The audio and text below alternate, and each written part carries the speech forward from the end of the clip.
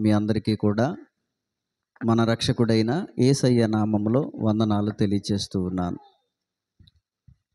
దేవుని వాక్యాన్ని ధ్యానం చేసుకుందాం. ప్రియమైన దేవుని బిడ్డలారా, పరిశుద్ధ గ్రంథములో రాయబడినటువంటి 66 పుస్తకాలలో ఒక 2 గ్రంథాలకి మాత్రమే ఒక స్త్రీ పేరు పెట్టడం జరిగిందంటే ఆ స్త్రీలు ఎంత ధన్యకరమైనటువంటి వారో మనం ఆలోచన చేయాలి. రూతు గ్రంథము, ఎస్తేరు గ్రంథము, ఈ 2 గ్రంథాలకి పెట్టబడినటువంటి పేర్లు అవి స్త్రీలవి. కాబట్టి ఎస్తేరు అనేటువంటి మాటకి నక్షత్రము అని అర్థం. మనం ఎస్తేరు గురించి కొన్ని విషయాలు ఆలోచన చేస్తే, ఎస్తేరు యొక్క కన్న తండ్రి అబీహయీలు అనే మాట ఈ ఎస్తేరు గ్రంథంలో రాయబడుతుంది. ఈమె బెన్యామీను గోత్రికురాలు అని ఈ గ్రంథాన్ని చదివినప్పుడు మనకు అర్థమవుతుంది. అంత మాత్రమే కాదు, ఈమె ఒక యూదురాలు అనే విషయాన్ని కూడా ఈ గ్రంథాన్ని చదివినప్పుడు మనకు అర్థమవుతుంది. ఇంకా ఆలోచన చేస్తే ఈమెకి ఎస్తేరు అనే పేరు మాత్రమే కాకుండా ఈమెకి మరొక పేరు కూడా ఉంది. ఆ పేరు ఏంటంటే హదస్సా. ఎస్తేరుకు మరొక పేరేంటి? హదస్సా. హదస్సా అనేటువంటి పేరు కూడా ఉంది. కానీ దురదృష్టకరమైనటువంటి సంగతి ఏంటంటే, ఈమె చిన్న వయసులోనే తల్లిదండ్రులను పోగొట్టుకుంది. తల్లిదండ్రులు లేనిటువంటి స్త్రీ ఎస్తేరు. అయితే ఆలోచన చేస్తే ఈ యొక్క ఎస్తేరు యొక్క పెదనాన్న కుమారుడైనటువంటి మొర్దెకై అనేటువంటి ఒక అతను ఈమెను కుమార్తెగా స్వీకరించి తన కుమార్తెగా ఈమెను పెంచటం జరిగింది అనే విషయాన్ని మీకు జ్ఞాపకం చేస్తున్నాను. అయితే ఎస్తేరుని గురించి బైబిల్ గ్రంథంలో ఆలోచన చేస్తే ఈమె బహు సౌందర్యవతి, ఎంతో అందమైనటువంటి స్త్రీ అని బైబిల్లోనే చాలా స్పష్టంగా ఆమెను గురించి, ఆమె సౌందర్యాన్ని గురించి కూడా వ్రాయటం జరిగింది. హల్లెలూయా. అయితే ప్రియమైన దేవుని బిడ్డలారా, ఇది చాలా చిన్న ఉపోద్ఘాతం లాంటిది. అయితే మనం ఆత్మ సంబంధంగా ఎస్తేరు నుంచి నేర్చుకోవలసినటువంటి ఎన్నో మంచి విషయాలు ఉన్నాయి. ఎందుకంటే పరిశుద్ధ గ్రంథంలోనంట దృష్టాంతములుగా వ్రాయబడినటువంటి భక్తుల యొక్క జీవిత చరిత్రలను మనం తప్పనిసరిగా తెలుసుకోవాలి. తెలుసుకోవటం వల్ల మనకు కలిగే ప్రయోజనం ఏంటంటే, వారు ఎలా జీవించారు, వారు ఎలా బ్రతికారు, వారి యొక్క విధి విధానాలు ఎలా జీవించారు అనేటువంటి విషయాలు తెలుసుకోవటం వల్ల అవి మన జీవితాలకి అన్వయించుకున్నప్పుడు, ఒకవేళ వాళ్ళు ఏదైనా తప్పుగా జీవించి దేవునికి వ్యతిరేకంగా నడుచుకుంటే వారి మీదకి దేవుని శిక్షావిధి ఎలా వచ్చిందో తెలుసుకోవచ్చు. అంత మాత్రమే కాదు, ఒకవేళ వాళ్ళు నీతిగా పరిశుద్ధంగా జీవించి ఉంటే దేవుని ఆశీర్వాదం ఎలా పొందుకున్నారో అవి కూడా మనం నేర్చుకునేటువంటి అవకాశం ఉంటుంది. కాబట్టి మన కొరకు దృష్టాంతములుగా వ్రాయబడినటువంటి భక్తుల యొక్క జీవిత చరిత్రలను తెలుసుకోవటం అనేది ఎంతో ఉత్తమము. అందుకనే వారి యొక్క విధి విధానాల కొరకు దేవుడు స్పష్టంగా గ్రంథస్థం చేయించారు. హల్లెలూయా. బైబిల్లో ఊరికనే వ్రాయబడిన మాట అంటూ ఏది ఉండదు. దేవుడు ఒక మాట రాయించాడు అనంటే, ఒక వ్యక్తి కోసం ప్రస్తావించారు అనంటే, ఆ వ్యక్తి కోసం మనం తెలుసుకోవాలనే ఉద్దేశంతోనే దేవుడు వారి కొరకు వ్రాయించారు. హల్లెలూయా. ఇక్కడ ఆలోచన చేద్దాం. అయితే ఈమెలో ఉన్న మంచి లక్షణం ఏంటంటే, ఈమె తల్లిదండ్రులు లేకపోయినా కానీ మొర్దెకైనే తన సొంత తండ్రిగా భావించి లోబడి జీవించేదంట. హల్లెలూయా. ఈరోజు తల్లిదండ్రులు కలిగిన పిల్లలు సరిగా మాట వినలేనటువంటి పరిస్థితులు మనం చూస్తూ ఉన్నాం. తల్లిదండ్రులు కలిగి ఉండి క్రమశిక్షణలంటే ఏంటో నేర్పి, ఇంకా చెప్పాలి అని అంటే గనక వారికి ఎన్నో లోకంలో ఉన్నటువంటి చెడుకి దూరంగా ఉండటానికి ఎన్నో విషయాలు నేర్పించినా సరే ఈరోజు పిల్లలు చెడిపోతున్నారు, మాట వినలేనటువంటి పరిస్థితిలో ఉన్నారు. అయితే ఎస్తేరు నుంచి మనం నేర్చుకోవలసిన విషయం ఏంటంటే, సొంత తల్లిదండ్రులు లేకపోయినా కానీ తన పెదనాన్న కుమారుడు అంటే తనకి బహుశా అన్నయ్య అయి ఉండొచ్చు. అయితే ఆలోచన చేస్తే తండ్రిగా భావించి లోబడి జీవించిందంట. హల్లెలూయా. ఎస్తేరు గ్రంథంలోనే ఇక్కడ మనం ఆలోచన చేసినప్పుడు 2వ అధ్యాయము 20వ వచనములో రాయబడిన మాట ఏంటో తెలుసా? ఎస్తేరు మొర్దెకై యొక్క పోషణ మందున్న కాలమును చేసి ఉన్నట్టుగానే ఇప్పుడును అతని మాటకు ఆమె లోబడుచుండెను అనే మాట ఇక్కడ రాయబడి ఉంది. మొర్దెకై యొక్క మాటకి ఈమె ఏం చేస్తూ ఉందంట? లోబడుతూ ఉంది. ఈ స్త్రీ నుంచి మనం నేర్చుకోవలసిన మొదటి సంగతి ఏంటో తెలుసా? లోబడేటువంటి తత్వం ఉంది. తనకంటే పెద్దవారు చెప్పినటువంటి మంచి సంగతులు యందు చక్కని జ్ఞానం కలిగి వాటిని ఎంతో చక్కగా నేర్చుకుని వారి మాట వినేటువంటి స్త్రీగా ఎస్తేరు ఉందనే విషయాన్ని మీకు జ్ఞాపకం చేస్తున్నాను. ప్రియమైన దేవుని బిడ్డలారా, పరిశుద్ధ గ్రంథంలో కూడా స్త్రీలందరికీ కూడా దేవుడు చెప్పిన మాట ఏంటంటే, మీరు కూడా లోబడి ఉండండి. ఎవరికి? మీరు కూడా లోబడి ఉండండి అని చెప్పారు. ముఖ్యంగా ఎవరికి లోబడి ఉండమని చెప్పారు? మీ స్వపురుషులకు, మీ సొంత పురుషులకు లోబడి ఉండి అని వాక్యం తెలియజేస్తూ ఉంది.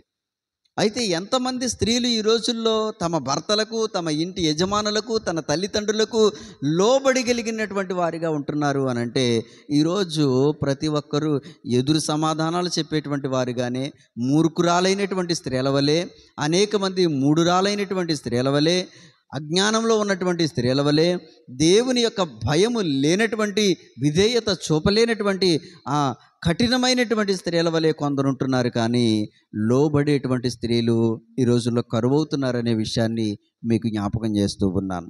ఇక్కడ మొర్దెకై చెప్పేటువంటి ప్రతి మాట పాటించేదంట. ఎందుకు అనంటే, అది తన మేలు కొరకే, తన భవిష్యత్తు కొరకే, తన ప్రయోజనం కొరకే మొర్దెకై తెలియచేస్తున్నాడనే సంగతిని చాలా బాగా అర్థం చేసుకోగలిగింది. పెద్దవారు ఏదైనా ఒక మాట చెప్పారంటే మన చెడు కోసం చెప్తారా, మంచి కోసం చెప్తారా?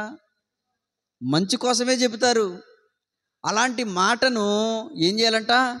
వినాలి, లోబడాలి. జ్ఞాని అయినటువంటి వాడైతే పెద్దలు చెప్పే ప్రతి మాటను విశ్లేషించుకుని వారి గద్దింపునకు లోబడతాడంట.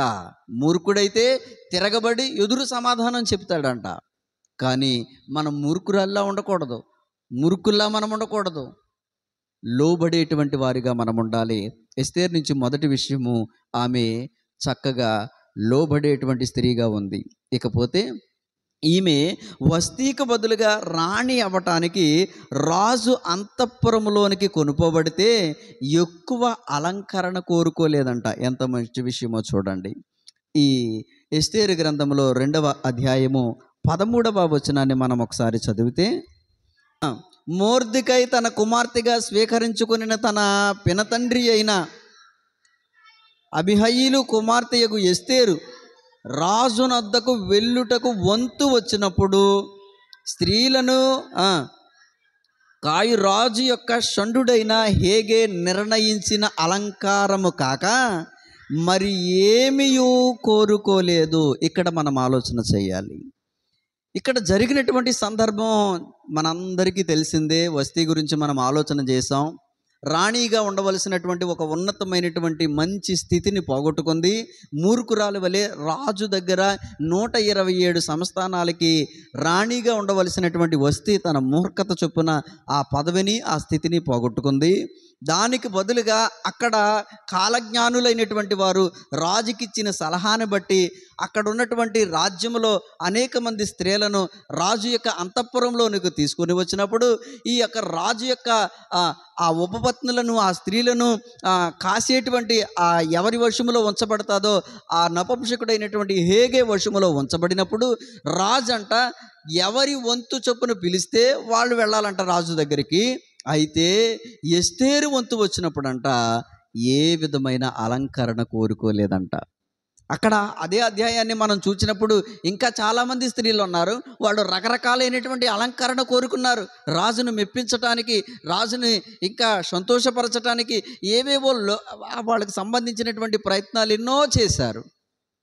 కానీ ఎస్తేరు నుంచి మనం నేర్చుకోవాల్సిన విషయం ఏంటంటే, ఎక్కువ అలంకరణ కోరుకోలేదంట. అమ్మ, ఒక విషయం మీకు జ్ఞాపకం చేస్తూ ఉన్నాను.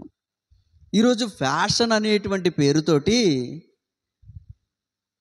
క్రైస్తవులు చేసేటువంటి అలంకరణ ఉంది చూడండి, చాలా భయంకరం. అది నీ అలంకరణ నీకు గౌరవాన్ని తెచ్చేదిగా ఉండాలి తప్ప నీ అలంకరణ బట్టి ఇతరులు మోహములో పడేటువంటి స్థితిలో నీ అలంకరణ ఉండకూడదు.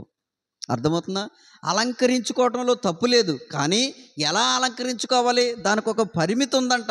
ఎంతవరకు ఆ పరిమితి అంటే, విశ్వాసమునకు తగిన స్త్రీల వలె, దైవభక్తి కలిగినటువంటి స్త్రీల వలె కనబడేంత వరకు మాత్రమే అలంకరించుకోవచ్చు. కానీ ఇతరులు పాపములో పడిపోయేంత భయంకరమైనటువంటి అలంకరించుకోకూడదు. ఇక్కడ మనం గమనించినప్పుడు ఈ యొక్క ఎస్తేరును కనుక మనం గమనించగలిగినప్పుడు, రాజు దగ్గరికి వెళ్ళేటువంటి తన వంతు వచ్చినప్పుడు, అమ్మ నిన్ను నువ్వు ఎలా రాజుకు కనపరుచుకుంటాం అనుకుంటున్నావు అని అంటే, రాజుకు కనపరుచుకున్నప్పుడు ఇదిగో నాకు ఆ డ్రెస్ కావాలి, ఈ డ్రెస్ కావాలి, నా మొహానికి ఇది కావాలి, లేకపోతే లిప్టిక్ కావాలి, లేకపోతే అది కావాలి అని రకరకాలైనటువంటివి ఏవి కోరుకోవాలా. అయ్యా, మీరు ఒక రాజు దగ్గరికి రాణి వెళ్ళేటప్పుడు ఒక సాధారణ అలంకరణ ఎంతవరకు ఉండాలో అంతవరకు అయితే చాలు నాకు, అంతకు మించిన ఎక్కువ అలంకరణ నాకొద్దు. కానీ ఈ రోజుల్లో ఆలోచన చేయండి, ఫ్యాషన్ అనే పేరుతో, అలంకరణ అనేటువంటి పేరుతోటి ఈ రోజుల్లో చాలామంది రకరకాలైనటువంటి వస్త్రధారణ మారిపోయింది. ఆలోచన చేయండి ప్రియమైనటువంటి దేవుని బిడ్డలారా. క్రైస్తవులు చాలామంది ధరించేటువంటి వస్త్రధారణ చూసినప్పుడు చాలా భయంకరంగా అనిపిస్తూ ఉంటుంది. కాబట్టి దైవ భక్తికి తగిన స్త్రీల వలె కనబడేంతగా అలంకరించుకోవాలి తప్ప, దానికి మించినటువంటి ఎవరో మనలను చూచి మోహములోనో పాపములోనో పడేంత భయంకరమైన అలంకరించుకోకూడదు. కాబట్టి ప్రియమైనటువంటి దేవుని బిడ్డలారా, ఎప్పుడైతే ఈ అలంకరణ లిమిట్లో ఉందో, ఎప్పుడైతే తగిన అలంకరణ ఈమె కోరుకుందో, వెంటనేనంట రాజు యొక్క కిరీటాన్ని పొందుకుందంట. హల్లెలూయా. ఎందుకో తెలుసా? అక్కడ చాలామంది స్త్రీలు కొనుపోబడినప్పుడు ఆ స్త్రీలలో చాలామంది వారికి నచ్చిన అలంకరణ చేత రాజుకు కనపరుచుకున్నారు. కానీ రాజు అంట కిరీటం ఎవరికి ఇవ్వలేదు. అక్కడ కేవలం ఎస్తేరుకు మాత్రమే కిరీటం ఇచ్చారు. ఎవరు కిరీటం పొందుకుంటారో వారే రాణి. హల్లెలూయా. ఇక్కడ మనం గమనించినప్పుడు ఈ 2వ అధ్యాయం 17వ వచనాన్ని మనం చూసినప్పుడు, స్త్రీలందరికంటే రాజు ఎస్తేరును ప్రేమించి కన్యకలందరికంటే ఆమె అతని వలన దయాదాక్షిణ్యములు పొందెను. అతడు రాజ్య కిరీటమును ఆమె తల మీద ఉంచి ఆమెను వస్తీకి బదులుగా రాణిగా నియమించెను. హల్లెలూయా. రాజు ఎదుట కనపరిచినటువంటి వినయము, విధేయత, తక్కువ అలంకరణ, భక్తి కలిగినటువంటి స్త్రీగా, లోబడేటువంటి స్త్రీగా తన్ను తాను కనపరుచుకున్న విధానాన్ని బట్టి కిరీటం పొందుకుంది. అంటే 127 సంస్థానాలకి రాణిగా ఆమె కిరీటం పొందుకుంది. హల్లెలూయా. కాబట్టి ప్రియమైన దేవుని బిడ్డలారా, ఈరోజు సమాజంలో మనకంటూ ఒక గౌరవము, మనకంటూ ఒక స్థితి, మనల్ని చూచి ఇతరులు గౌరవించే విధానములోను, నమస్కరించే విధానములోను, స్త్రీలంటే ఇలా ఉండాలి, ఇంతవరకు లిమిట్లో ఉండాలి అనేటువంటి విధానంలో మనం లోకానికి కనపరుచుకోవాలి తప్ప, మనల్ని చూచి అసహించుకునేటువంటి రీతిలో, మన కుటుంబ సభ్యులే అసహించుకునేటువంటి రీతిలో మనం అలంకరించుకోకూడదు. అర్థమవుతుందా? కాబట్టి దైవభక్తికి తగిన స్త్రీల వలె మనం అలంకరించుకుని, ఒక లిమిట్లో దేవుని వాక్యం ఎంతవరకు అనుమతిస్తుందో అంతవరకు మనము లిమిట్లో ఉంచుకోగలిగితే కనుక ఆటోమేటిక్గా సమాజం మనలను చూచి గౌరవించే విధానంలో ఉంటుంది. హల్లెలూయా. 2 విషయాలు మీకు జ్ఞాపకం చేశాను. 1, ఎస్తేరు లోబడేటువంటి స్త్రీగా ఉంది. 2, ఆమె రాణి అవ్వటానికి అంతఃపురంలోనికి కొనిపోబడినప్పుడు ఆమె భక్తి కలిగిన స్త్రీకి తగినట్టుగా తనను తాను అలంకరించుకుంది. ఇక 3వ విషయాన్ని మీకు జ్ఞాపకం చేస్తున్నాను.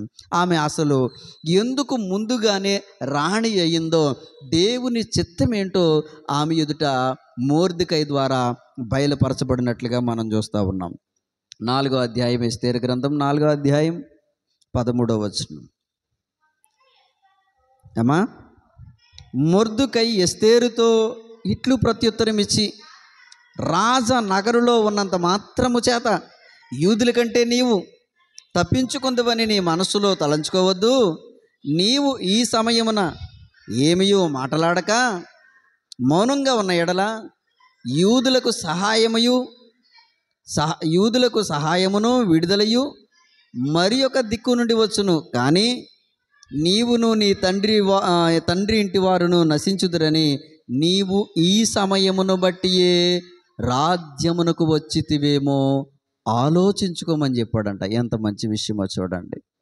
ప్రియమైన దేవుని బిడ్డలారా, ఇక్కడ మనం ఆలోచన చేస్తే హామాను అనేటువంటి ఒక కుట్రదారుడు ఉంటాడు. ఈ హామాను అనేటువంటి కుట్రదారుడు మొర్దెకై కేవలం నమస్కరించలేదనేటువంటి ఒక దురుద్దేశముతోటి మొర్దెకైని మాత్రమే కాక మొర్దెకై యొక్క జాతివారు అనగా యూదా జాతి వారందరినీ చంపించాలి, వారిని నాశనం చేయాలనేటువంటి ఒక దురుద్దేశంతో కుట్ర పన్నుతాడు. ఈ హామాను రాజు దగ్గర ఒక మంచి ప్రియమైనటువంటి వ్యక్తిగా ఉన్నాడు. అయితే రాజు యొక్క సలహాతో వీళ్ళందరినీ నిర్మూలన చేయాలనేటువంటి ఆలోచనతో ఉన్నాడు. ఈ విషయం మొర్దెకై గమనించి రాణి యొద్దకి మంచి వర్తమానాన్ని పంపాడు. అమ్మా, నువ్వు రాణి అయ్యింది ఎందుకో తెలుసా? బహుశా దేవుడు నిన్ను ఈ స్థితిలో నిలబెట్టింది, దేవుడు నిన్ను ఇక్కడికి పంపించింది. ఒక యూదురాలు, ఈ దేశానికి మనము దాసులుగా వచ్చాం, ఈ దేశానికి మనం చెరగొని వచ్చాం.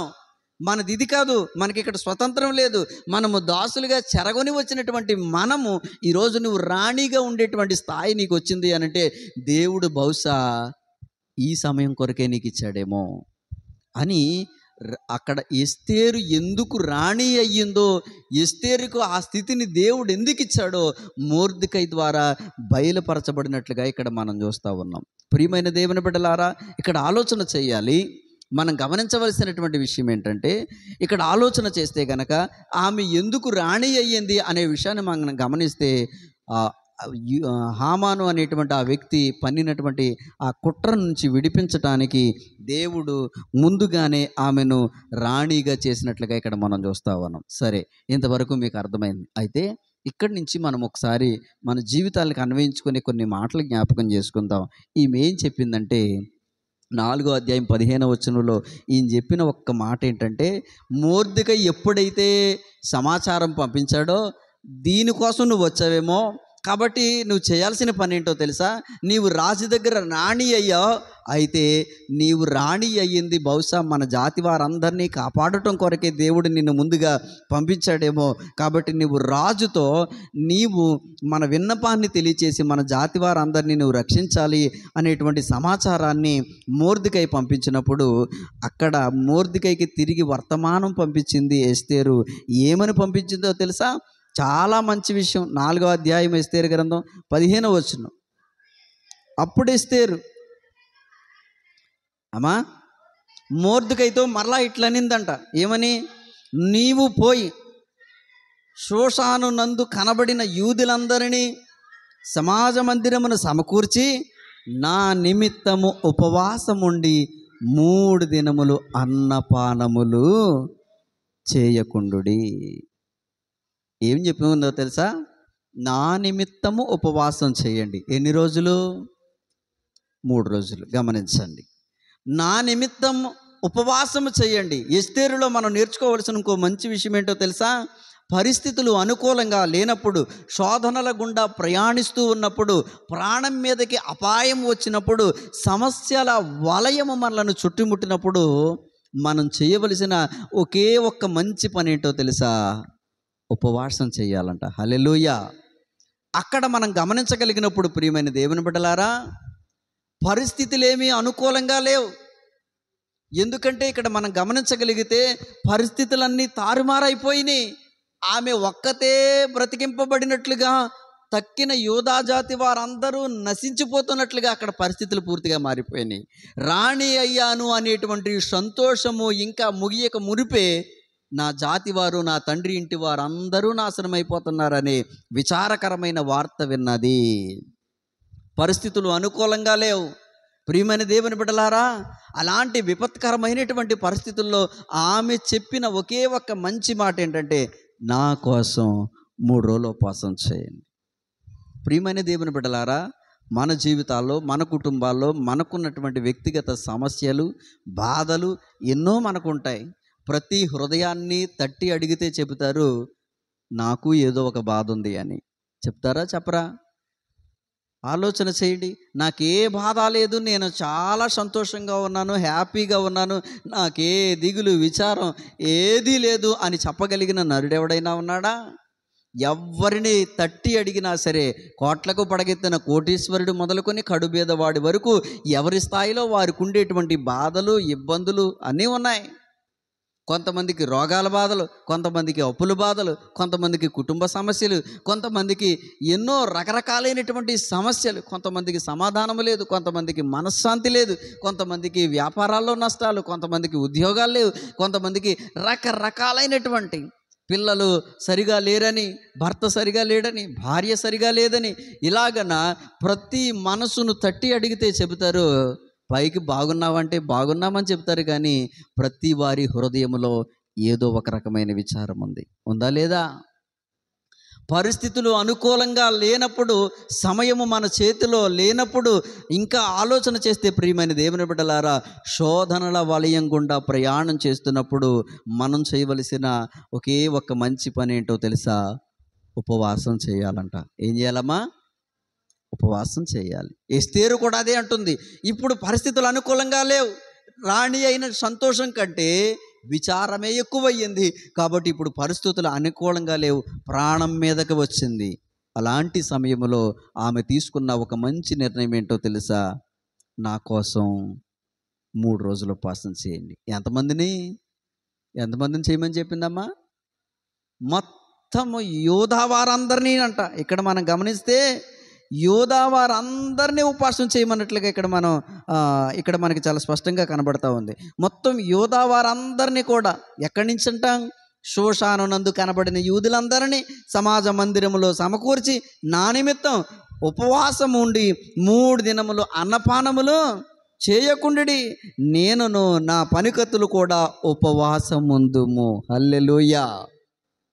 నా నిమిత్తము ఉపవాసం చేయండి, నేను కూడా ఉపవాసం చేస్తాను. కుటుంబ సమస్యల కొరకు, ఇంట్లో పరిస్థితులు బాగాలేనప్పుడు, భర్త తాగుబోతుడైనప్పుడు, భార్య లోబడలేనప్పుడు, పిల్లలు ఇష్టానుసారంగా వ్యసనాలకి లోనైపోయినప్పుడు, పరిస్థితులు అనుకూలంగా లేనప్పుడు నాకేమీ పట్టనట్టుగా ఉండకూడదు. ఏం చేయాలమ్మా? ఉపవాసం చేయాలి. నేను అడుగుతున్నాను, అసలే ఎన్నాళ్ళైంది ఉపవాసం ఉండి? ఉపవాసాన్ని ఎప్పుడైనా, ఎందుకంటే పురుషుల కంటే స్త్రీలకి ఎక్కువగా ఉపవాస దినాన్ని గడపడానికి అవకాశం ఉంటుంది. పురుషులంటే ఆయా రకాలైనటువంటి పనుల మీద, ఉద్యోగాల మీద, లేకపోతే చేతి పనుల మీద, ఏదో ఒక డ్యూటీ మీద బయటికి వెళ్ళాల్సినటువంటి పరిస్థితులు పురుషులకు ఉంటాయి.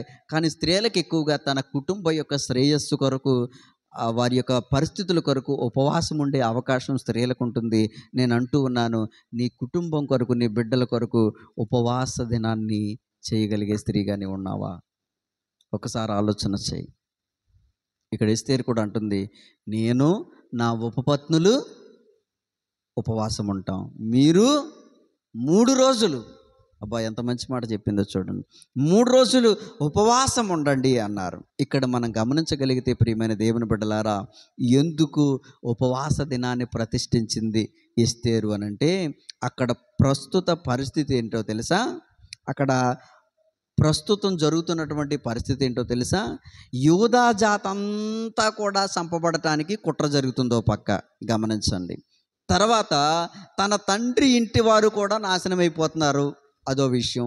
ఇంకా మనం గమనించగలిగితే, పెంచిన తండ్రి రాజు దగ్గరికి నువ్వు వెళ్ళు, నువ్వు వచ్చింది దీనికోసమే, రాజుతో మాట్లాడు, ఈ కుట్రనంతటిని ఆపు, నువ్వు దీనికోసమే వచ్చేవేమో, సాహసమైనా చేసి నువ్వు రాజు దగ్గరికి వెళ్ళు అని పెంచినటువంటి తండ్రి చెప్తా ఉన్నాడు.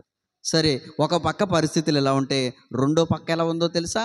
మనం గమనించగలిగినప్పుడు రాజుగారు పిలిస్తేనే కానీ వెళ్ళకూడదంట. పోనీ నేను రాణిని కదా అని ఎప్పుడు పడితే అప్పుడు వెళ్ళిపోతానికి రాజుగారి దగ్గరికి పర్మిషన్ ఉండదంట. అలా రాజుగారు పిలవకోకుండా, రాజుగారి అనుమతి లేకోకుండా ఎవరైనా వెళితేనంట వారికి మరణ శిక్ష అంట. చూడండి ఎలా ఉందో తెలుసా ఎస్తేరు పరిస్థితి? వెనక సోతే నుయ్య, ముందు సోతే గొయ్య అంట. అలాంటి పరిస్థితిలో ఉంది. ఓ పక్కేమో యూదులందరూ నాశనం అయిపోతున్నారు, తన పెంచిన తండ్రి ఏమో, అమ్మ నువ్వు దీనికోసమే రాణివయ్యేవేమో, రాజు దగ్గరికి వెళ్ళి మన పరిస్థితిని విన్నవించమని వర్తమానం పంపించాడు. ఓ పక్కన పరిస్థితులు ఎలా ఉంటే, రెండో పక్క ఏమో రాజుగారు నన్ను పిలిచి 30 రోజులైంది, నెల అయిపోయింది, రాజుగారు పిలిస్తేనే కానీ నేను వెళ్ళకూడదు. ఎందుకో తెలుసా? రాజు పిలవకోకుండా వెళ్తేనంట రాజు చేతిలో ఒక రాజదండం ఉంటుందంట. ఆ రాజదండము ఆమె వైపు, అంటే వెళ్ళినటువంటి ఎవరైతే ఉన్నారో వారి వైపు చూపిస్తే వాళ్ళు బ్రతుకుతారు. లేదు రాజదండం కనుక వాళ్ళ వైపు చూపించలేదా వెంటనే మరణశిక్ష అంట వాళ్ళకి. అలాంటి చట్టం ఉంది అక్కడ అహష్వేరోషు దగ్గర. ఇక్కడ మనం గమనించినప్పుడు ఇలాంటి ఎటుతోయని పరిస్థితుల్లో ఉపవాసాన్ని ఎంచుకుంది ఎస్తేరు. హల్లెలూయా. మన జీవితాల్లో కొన్నిసార్లు ఎటూ తొయ్యలేని పరిస్థితి ఉంటుంది. మార్గాలన్నీ మూసుకుపోయినట్లుగా ఉంటాయి. కొన్నిసార్లు ఎదరికెళ్తానికి లేదు, వెనక్కెళ్తానికి లేదు అన్నట్లుగా ఇరకాటంలో పడిపోతాం. ఆలోచన చేయండి. నోరు తెరిచి మాట్లాడలేము, మౌనంగానూ ఉండలేము. ఇలాంటి దిక్కుతోచని పరిస్థితి ప్రతి వాడి జీవితంలో ఏదో ఒక సందర్భంలో రానే వస్తుంది. చేయాల్సిన మంచి పని ఏంటో తెలుసా? ఉపవాసం అంట. హల్లెలూయా. ఎంతవరకు చేయాలి ఉపవాసం? అసలే ఒక వారం చేసి మానేస్తే సరిపోద్దా? ఓ 3 రోజులు చేసి మానేస్తే సరిపోద్దా? అంటే కాదు. దేవుడు నీ పట్ల కనికరాన్ని చూపేంత వరకు కూడా అవకాశం ఉన్నన్న మారులు ఉపవాసం చేయాలి. హల్లెలూయా. దేవుడు నీ విజ్ఞాపన లక్ష్యం ఉంచేంత వరకు కూడా నీ విజ్ఞాపన ఆపకూడదు. దేవుని పాదాలు పట్టుకుని బ్రతిమిలాడుతూ ఉపవాసాన్ని చేయవలసిన వారమై ఉండాలి అనే విషయాన్ని మీకు జ్ఞాపకం చేస్తున్నాను. అయితే ఇలాంటి సమయంలో ఉపవాసం ముగించిన తర్వాత ఒక సాహస కార్యం చేసింది. రాజు దగ్గరికి తెగించి వెళ్ళిందంట. హల్లెలూయా. కానీ రాజు దగ్గరికి వెళితే, అనుమతి లేకుండా వెళితే మరణశిక్ష. కానీ మరణశిక్ష పొందకుండా రాజంట తన బంగారపు రాజదండాన్ని ఆమె వైపు చూపిస్తే, నువ్వెందుకు వచ్చావో చెప్పు అని ఎస్తేరుని అడిగినప్పుడు ఒక మాట చెప్పింది. డైరెక్ట్గా విషయంలోకి వెళ్ళకుండా ఏం చెప్పిందో తెలుసా? అయ్యా నేను ఒక విందు చేయిస్తున్నాను. మీరు ఎస్తేరు గ్రంథాన్ని తర్వాత చదువుకోండి. నేను వివరంగా అలా చెప్పుకుంటూ వెళ్తున్నాను. మీరు ఎస్తేరు గ్రంథాన్ని చదివినప్పుడు ఈ విషయాలన్నీ మీకు అర్థమైపోతాయి. ఇంకా బాగా అర్థమవుతాయి నేను చెప్పిన తర్వాత మీరు చదివితే. నేను ఒక విందు చేయబోతూ ఉన్నాను. ఈ విందుకి నీవు, ఇంకో కుట్రదారుడు ఉన్నాడు, అతని పేరేంటి? హామాను. ఇద్దరూ రావాలని ఆహ్వానించింది. వీడు అనుకున్నాడు, అబ్బో రాణిగారే నన్ను ఆహ్వానించారంటే నేను ఎంత గొప్పనో అని అనుకున్నాడు. ఇప్పటిదాకా రాజు దగ్గరే నేను ఏదో ప్రత్యేకమైన గుర్తింపు కలిగిన వాడిగా ఉన్నాను, ఇప్పుడు రాణిగారి దృష్టిలో కూడా ఉన్నాను అనేటువంటి ఆలోచనతోటి విందుకు వెళ్ళటానికి సిద్ధపడ్డారు. సరే, రాణి కోరినట్లుగా, ఎస్తేరు కోరినట్లుగా రాజు హామాను విందుకు వెళ్ళినప్పుడు రాజు అడుగుతాడు, అమ్మా ఇంత విందు చేయించావు, బాగుంది, నువ్వు చేసిన ఏర్పాట్లన్నీ కూడా చాలా బాగున్నాయి, నీ కోరిక ఏంటో చెప్తావా? అసలు నీకు ఏదైనా కోరుకుందా? నీ కోరిక ఏంటో చెప్పు. నీవు నా యందు దయ పొందిన దానువు కాబట్టి నీవు కోరుకుంటే రాజ్యంలో సగమన్నా ఇచ్చేస్తానమ్మా నీకు. ఎంత మంచి పాట చెప్పాడో చూడండి. రాజు ఏమంటాడో తెలుసు అక్కడ? నువ్వు కోరుకుంటే నా రాజ్యంలో, అంటే 127 సంస్థానాల్లో సగమట్టుకైనా నీకు ఇచ్చేస్తానమ్మా అని చెబుతాడు. కానీ ఆమె, నా మట్టుకు నేను రాణిగా ఉన్నాను, నాకేంటి, నేను హ్యాపీగా ఉన్నాను, రాజు దగ్గర నేను ఏది కోరితే అది ఇచ్చేలా రాజు నాకు అనుమతి ఇచ్చాడు, కాబట్టి నా మట్టుకు నేను సేఫ్గా ఉన్నానని తన స్వార్థం తను చూసుకోలేదు. అర్థమవుతుందా? తన స్వార్థం తను చూసుకోలేదు. కొన్నిసార్లు అయితే నా మట్టుకు నేను బాగున్నాను కదా, ఎవడేమైపోతే నాకేంటి, వాళ్ళు ఎలా పోతే నాకెందుకు అనేటువంటి ఆలోచనతో కొంతమంది వాళ్ళ స్వార్థం వాళ్ళు చూసుకుంటూ ఉంటారు. అర్థమవుతుందా? కానీ ఇక్కడ ఎస్తేరు తన స్వార్థం తను చూసుకోలేదు, కానీ తన జాతి వారి యొక్క ప్రాణహానిని తప్పించటానికి ఆమె చేసిన విన్నపము, రాజు దగ్గర చేసిన ఒక మంచి విన్నపాన్ని మనం చూసినప్పుడు అక్కడ గమనిస్తే గనక 7వ అధ్యాయము 1-4 వచనాలు చదివితే, ఎస్తేరు గ్రంథంలో 7వ అధ్యాయము 1-4 వచనాలు చదువుతాలి. రాజును హామానును రాణి అయిన ఎస్తేరు నొద్దకు విందుకు రాగా, రాజు, ఎస్తేరు రాణి, నీ విజ్ఞాపన ఏమిటి? అది నీకు అనుగ్రహింపబడును. నీ మనవి ఏమిటి? రాజ్యములో సగమట్టుకైనా నీకు అనుగ్రహించదనని రెండవ నాడు ద్రాక్షారసపు విందులో ఎస్తేరుతో అంటే అప్పుడు రాణి అయిన ఎస్తేరు ప్రత్యుత్తరం ఇచ్చిందంట, రాజా, నీ దృష్టికి నేను దయ పొందిన దానినైన ఎడల రాజవైన తమకు సమ్మతి అయితే నా విజ్ఞాపన బట్టి నా ప్రాణమును నా మనవిని బట్టి నా జనులను నాకు అనుగ్రహింపబడుదురుగాక. చెప్పకనే చెప్పేసింది. ఎందుకో తెలుసా? సంహరించటానికి, హతం చేయబడటానికి, నశించటానికి నేను నా జనులు కూడా అమ్మబడిన వారు మేము దాసులముగాను దాసురాండ్రముగాను అమ్మబడిన ఎడల నేను మౌనంగా ఉందును. ఏలయనగా మా విరోధిని తప్పించుటకై మేము రాజువగు తమరికి శ్రమపరుచుట యుక్తము కాదు. చెప్పనే చెప్పేసింది. నా జాతిని నాశనం చేయటానికి ఒకడు కుట్ర పన్నాడు. నన్నే కాదు, నా జాతి వారందరినీ నాశనం చేయటానికి, యూదుడనే వాడినే లేకుండా చేయటానికి ఒకడు కుట్ర పన్నాడు. రాజువైన నిన్ను శ్రమ పెట్టదలుచుకోలేదు అని అంటే, ఇంతటి కుట్రదారుడెవడమ్మా నువ్వు చెప్పు అని అంటే, ఇదిగో ఈ దుష్టుడైన హామాను అని చెప్పేసిందంట. ప్రియమైన దేవుని బిడ్డలారా, అప్పటికే కుట్ర పన్ని మొర్దెకైని ఉరి తీయించాలనేటువంటి ఒక దురుద్దేశముతోటి ఒక ఉరికొయ్య కూడా సిద్ధం చేశాడంట హామాను. ఏ ఉరికొయ్య అయితే యూదుడైనటువంటి మొర్దెకై కొరకు సిద్ధం చేశాడు, అదే ఉరికొయ్యకి హామాను ఉరి తీయబడ్డాడంట. పరిస్థితులన్నీ మారతాయి.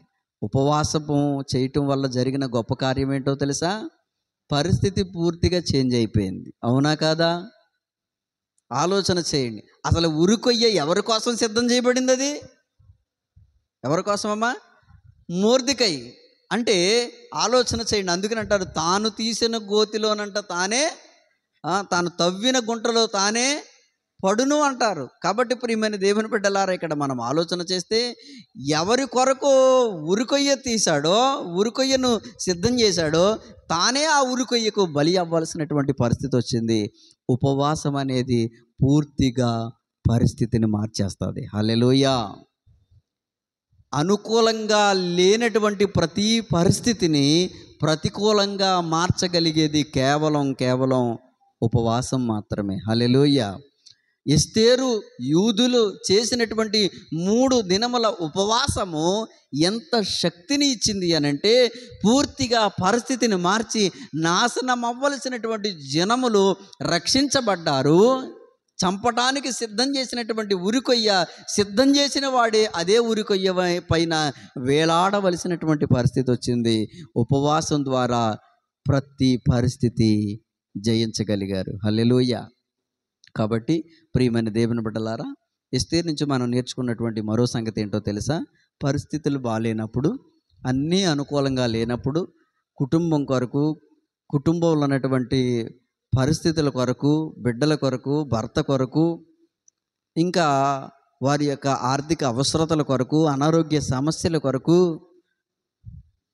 అవసరమైన సమయాలలో ఉపవాసాన్ని చేయాలి. హల్లెలూయా. అవసరమైన సమయాలు ఏం చేయాలి? ఉపవాసం చేయాలి. కాబట్టి ఈరోజు ఎస్తేరు నుంచి మనము ఈ 3 విషయాలు మనం నేర్చుకున్నాం. కాబట్టి ఆమె 1 లోబడేటువంటి స్త్రీగా ఉంది. 2 ఆమె తగుమాత్రపు అలంకరణ మాత్రమే కోరుకుంది. 3వది మనం గమనించగలిగినప్పుడు, పరిస్థితి బాలేనప్పుడు ఉపవాసం ఉండాలని ఆమె చేసి మనకు నేర్పించింది. హల్లెలూయా. కాబట్టి ఈమెలో ఉన్న ఈ మంచి లక్షణాలు మీరు కూడా కలిగి ఉండాలని తెలియచేస్తూ, ఈ విషయాలను మీ జీవితాలకి అన్వయించుకొని, ఇలాంటి పరిస్థితులు మీకు వచ్చినప్పుడు ఎస్తేరు ఎలాగైతే వాటిని అధిగమించి విజయాన్ని సాధించిందో, మీరు కూడా అలాగున ఉపవాస దినాన్ని ప్రతిష్ఠించుకుని, పరిస్థితులు బాగోలేనప్పుడు మీరు కూడా చక్కగా దేవుని దగ్గర మంచి ఉపవాసాన్ని చేసి పరిస్థితిని అధిగమించేటువంటి వారిగా మీరు ఉండాలని తెలియచేస్తూ ఈ మాటలు ముగిస్తున్నాను. దేవుడి మాటలు మన వినికిడిలో దీవించునుగాక. ఆమేన్.